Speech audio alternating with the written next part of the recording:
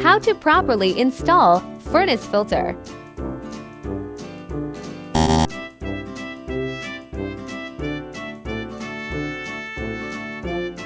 The arrow on the filter should always point towards furnace.